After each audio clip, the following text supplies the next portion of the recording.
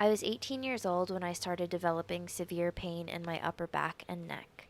I didn't understand what was causing it because my lower back used to be my problem area, but what I did know was that my pain was getting exponentially worse. I'm fortunate enough that my mom took me to different specialists to uncover the cause of my problem. So, one MRI, a couple of x rays, and two doctor visits later, I was told that I have scoliosis. Scoliosis that thankfully isn't severe enough to need surgery, but scoliosis that is present enough to be bothersome.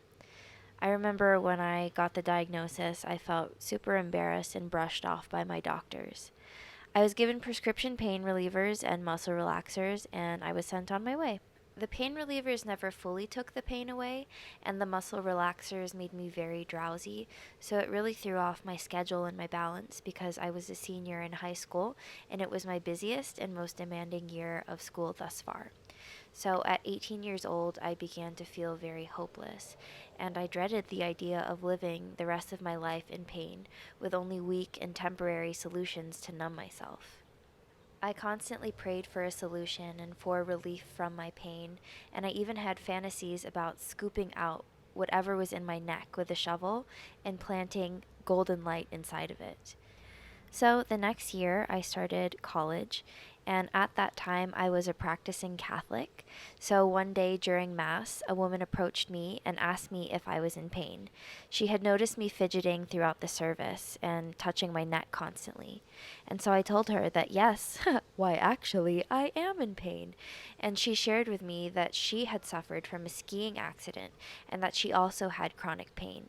She recommended to me her doctor, who she swore was one of the only few that have ever helped her after the dozens of doctors that she tried. Her recommendation was a doctor of Oriental medicine named Dr. Cornish, and I had never experienced or heard of anything but Western medicine up until that point, but I was willing to give anything a chance.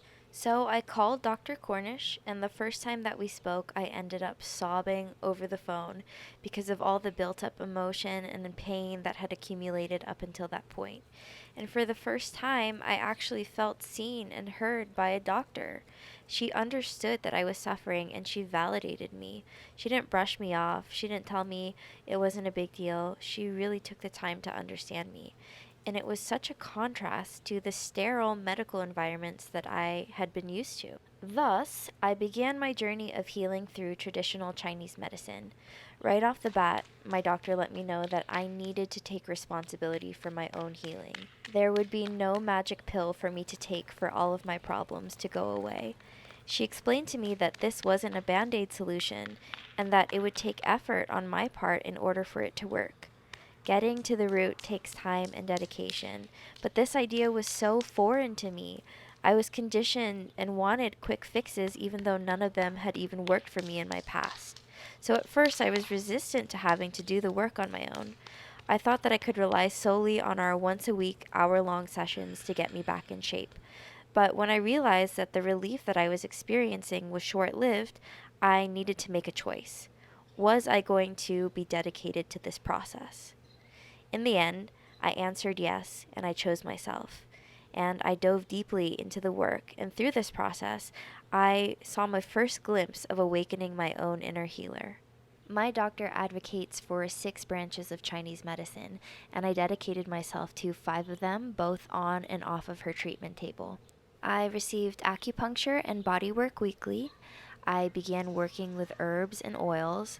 I observed and changed my diet, and I began exercising and moving my body. When I was committed, I saw the changes and transformation that I was looking for, and it was my first realization that everything is connected and that I am responsible in connecting the dots. I saw and felt the real work being done, and it opened my eyes to a whole new possibility of living, to get to the root, to have discipline, and to take ownership and accountability. It's been 6 years since this all began, and it is still a commitment for me to choose myself every single day. It's not always easy, but it is rewarding, and sometimes I still do fall off the wagon, but when I stray, it gives me an opportunity to find myself once again. I made a promise to myself that if I was able to heal myself, I would hold the space and help others heal themselves too, and I would follow this path. So I made this video for anyone out there who can relate to how I felt, struggling, hopeless, and maybe even afraid. You have the power to heal yourself, and you are so worth the commitment to your own healing journey. You are worthy of relief in your life, and it's of my sincerest wishes that you may find a modality that is perfectly supportive for you on your own unique path. May you ask for guidance and help if necessary. May you be granted the tools and resources needed to assist you, and may you be open to receive the changes that you are asking for.